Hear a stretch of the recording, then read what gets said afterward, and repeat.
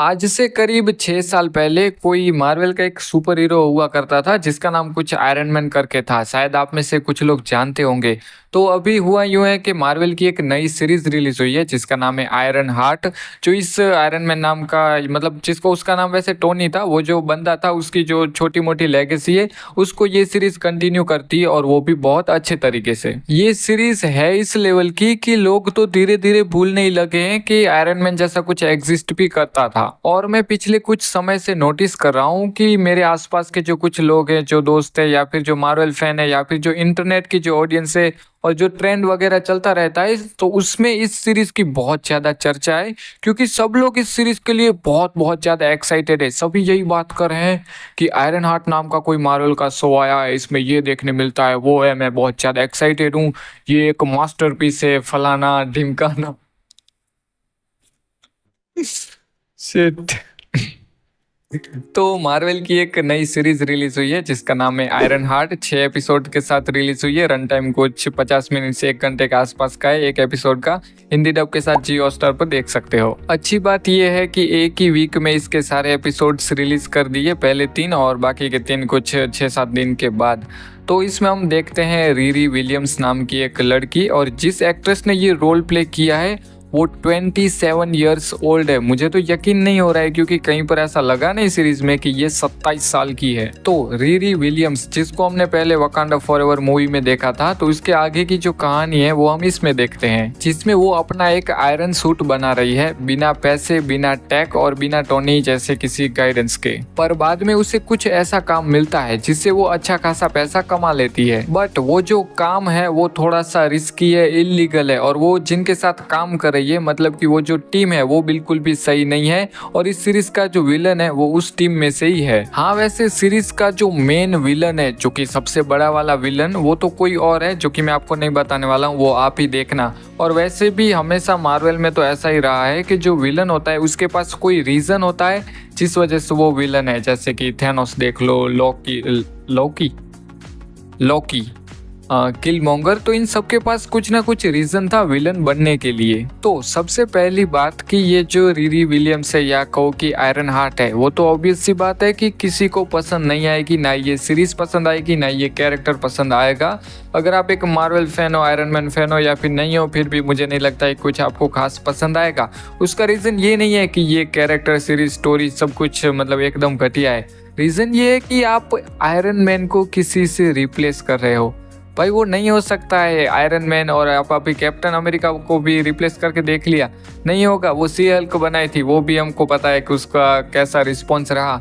तो भाई ये कुछ ऐसे कैरेक्टर हैं आयरन मैन, कैप्टन अमेरिका, वो रिप्लेस नहीं हो सकते। और अगर आप करोगे तो जो रिप्लेस होगा उस मतलब जो नया कैरेक्टर आएगा उसको हेट मिलेगा ही। और ये जो नई कैरेक्टर है रीरी विलियम्स, नई आयरन मैन या जो भी है आयरन हार्ट इन्होंने नाम दिया है, तो ये उतनी कुछ खास मैच्योर भी नहीं है, अभी भी एक बच्ची जैसी है। कुछ इसके डिसीजन या फिर कुछ ऐसी इसने चीजें की है जो हमें लगता है कि यार एक नॉर्मल सिंपल सा अगर कोई यहाँ पे कोई और इंसान होता तो ऐसे डिसीजन नहीं लेता। लेकिन वैसे वो पहले से ही ऐसा था। सीरीज के 6 एपिसोड आप देख लेना, सब में कहीं ना कहीं हमें ऐसा दिखता है कि इसके डिसीजन थोड़े बहुत ऊपर नीचे हैं, तो वो उस तरीके से सही नहीं है। वरना कभी कभार जो लीड कैरेक्टर होता है, जो एक्टर एक्ट्रेस जो भी उसमें होता है, तो उसके डिसीजन और वो सबको मतलब वो खुद थोड़ा सा कहते हैं ना कि न मतलब घाटे में चले जाएंगे, लेकिन जो डिसीजन होंगे वो ऐसा लेंगे जिससे सबका भला हो। लेकिन वो यहाँ पर नहीं है। यहाँ पर इसको जो पसंद आता है, जो सही लगता है वो करती है। 2-3 आयरन सूट भी देखने मिले जो कि मुझे कुछ खास पसंद नहीं है, जिसका रीजन वही है कि हमने पहले से ही टोनी स्टार्क का सूट और बाकी सब कुछ देखा हुआ है, तो ये चीज़ तो हमें कहाँ से पसंद आएगी। और कैसे पता नहीं वो थोड़े थोड़े समय में कुछ 2-3 सूट बना लेती है, कहाँ से इतने मतलब बहुत ही कम समय में वो एक सूट नया तैयार कर लेती है। और उसके पास उतने सारे वो जो चीज़ें होती हैं, जो यंत्र या जो भी कह लो, तो वो भी नहीं है, ना ही उसके पास पैसे हैं, टेक है। लेकिन फिर भी वो ऐसे ही आसानी से, ऐसा लगता है जैसे एक रात में उसने सूट बना दिया। भाई ये थोड़ा हजम नहीं हुआ, पर ठीक है अब। और हाँ, एक तो वो इसके पास कुछ इसके स्टेप फादर ने वो कार रखी थी इसके लिए या बेच दी थी और वापस इन्होंने लिया, जो कुछ भी था, तो उसको तोड़ मोड़ के जोड़ के इन्होंने एक सूट बना दिया। मतलब कैसे सब कुछ एक कार के अंदर मिल गया जो एक सूट में चाहिए, कैसे? तो उस हिसाब से सूट की तो मैं कहूँगा मुझे मतलब ठीक था, उतना पसंद नहीं आया, लेकिन जैसा टोनी पाई का है तो वो तो अलग ही बात है। पर सूट के साथ एक ऐसा सीन था जो मुझे ज़रूर से पसंद आया, वो जो एक ट्रक वाला सीन था वो एकदम बेस्ट था। ये एक सीरीज़ है तो हम इससे कुछ ऐसी चीज़ें एक्सपेक्ट करते हैं कि ये ज़्यादा दिखाए या फिर एक्सप्लेन करे, जैसे कि एक वो सस्ता सा इलेक्ट्रो, वो अपना स्पाइडरमैन में था ना, वैसा ही ऐसा सस्ता सा इलेक्ट्रो दिखा दिया, तो उसका एंड में क्या हुआ बाद में वो थोड़ा सा दिखा देते तो मेरे हिसाब से सही रहता। और बाकी जो रीरी की वो टीम थी उसका भी थोड़ा बहुत दिखा देते तो सही रहता। उसकी वैसे 6 एपिसोड आप 7 कर देते तो भी चलता, और 7 की जगह 6 ही रखते, लेकिन बाकी थोड़ी बहुत चीज़ें कम कर देते और बाकी कुछ ऐसी चीज़ें थी वो थोड़ी सी एक्सप्लेन कर देते तो हमें पता चल जाता कि इनके साथ क्या हुआ। तो अब देखो, अगर मुझे तुम्हें सीधा बताना हो ना कि इस सीरीज़ को देखना चाहिए या नहीं, तो मैं कहूँगा कि मार्वल फैन हो, पहले से मार्वल की मूवी सीरीज़ देखते आ रहे हो, तो कहूँगा देखो। इसलिए नहीं कि ये सीरीज़ अच्छी है बाकी सब, लेकिन कुछ ऐसी सीरीज़ हैं, खासकर इस सीरीज़ की एंडिंग जो मार्वल का कुछ फ्यूचर है, जो फ्यूचर मूवीज़ हैं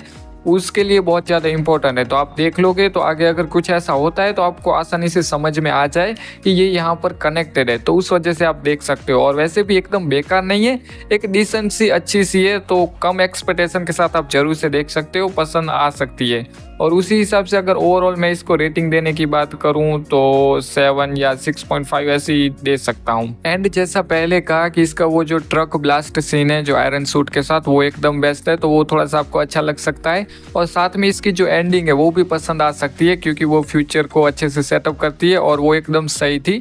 कुछ लोगों के लिए सरप्राइजिंग हो सकता है, कुछ को पहले से ही पता होगा, और जिनको कॉमिक वगैरह पढ़ते हैं उनके लिए थोड़ा सा बहुत ज़्यादा अच्छा हो सकता है। तो अगर आपने अभी तक देख लिए तो आपको कैसी लगी, क्या ओपिनियन है इस सीरीज़ को लेकर, बनानी चाहिए थी या नहीं, कैरेक्टर पसंद आया, स्टोरी, या जो कुछ भी कहना चाहते हो मुझे ज़रूर से कमेंट में बताना। वीडियो पसंद आया तो आपको पता ही है क्या करना है, लाइक शेयर कमेंट, जो भी कहना चाहते हो, मुझे कुछ भी सजेशन देना चाहते हो तो ज़रूर से बता देना, ये भी कमेंट में। एंड अगर नए हो तो सब्सक्राइब कर लेना, बेल आइकन दबा देना, जिससे ऐसे ही सिनेमैटिक वीडियोस में जब अपलोड करूँ तो तुम तक पहुँच जाए।